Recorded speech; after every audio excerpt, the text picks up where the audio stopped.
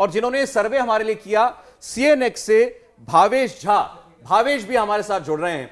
तो सबसे पहले एक कमेंट भावेश आपका हम लेना चाहते हैं। आपने जितने लोगों से बात की वो डेटा सैंपल साइज वो हमने बताया दर्शकों को, और आपका ये पहला फैक्टर नरेंद्र मोदी का अग्रेसिव कैंपेन, इसमें बहुत से लोगों ने यह माना कि इसका जरूर बीजेपी को फायदा पहुंचेगा। 35% लोगों ने हां में इस सवाल का जवाब आपको दिया। कितना बड़ा फैक्टर इसको आप समझते हैं बीजेपी के लिए? क्या इस चुनाव में बीजेपी के लिहाज से सबसे बड़ा मुद्दा यही है?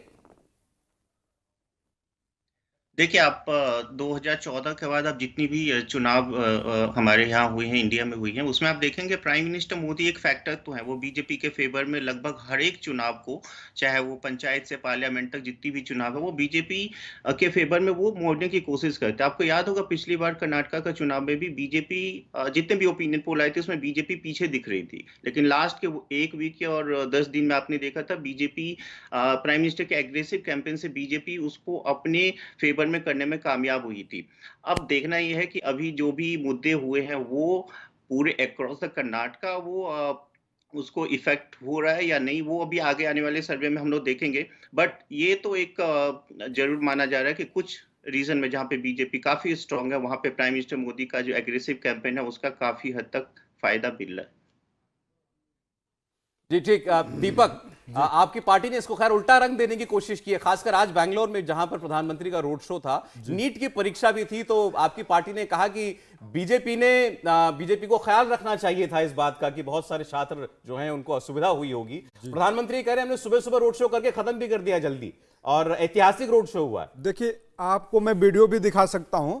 अमित शाह जी कह रहे हैं अरे यहां तो बाइक ही बाइक है, कोई आदमी ही नहीं है, लोग कहां गए? तो नरेंद्र मोदी जी ने सुबह सुबह इसीलिए कर दिया, भैया लोग ही नहीं आएंगे तो रैली क्या करेंगे। कर्नाटक की जनता ने बता दिया कि आप कितना भी हमको बरगलाइए, कितना भी हमको मुद्दे से बाहर ले जाइए, लेकिन प्रियंका गांधी जी ने कहा था कि कर्नाटक के मेरे भाइयों और बहनों, अर्जुन की तरह आप अपने उस लक्ष्य पे ध्यान रखना, अपने उन मुद्दों को याद रखना जो कि आप पिछले कई सालों से यहाँ पे चाह रहे थे, लेकिन एक 40% की कमीशन खोर सरकार उन पर सुनवाई नहीं कर रही थी। इसलिए कर्नाटक की जनता तैयार है, अब की बार भाजपा साफ है।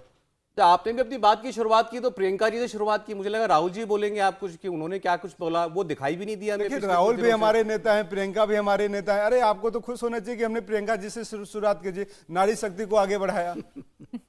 तो वैसे राहुल जी कहाँ, उनसे क्यों कांग्रेस पार्टी कैंपेन क्यों नहीं करा रही? ये मुद्दा है क्या कि राहुल जी के बारे में बात करें? नहीं, अगर मुद्दा है तो बताइए। मुद्दा आप ही का है। नहीं, मुद्दा हमारे लिए तो, सौरभ जी आप बहुत अच्छे पत्रकार हैं, भाजपा के नेता आपसे बहुत डरते हैं, पता है आपको कि नहीं पता है?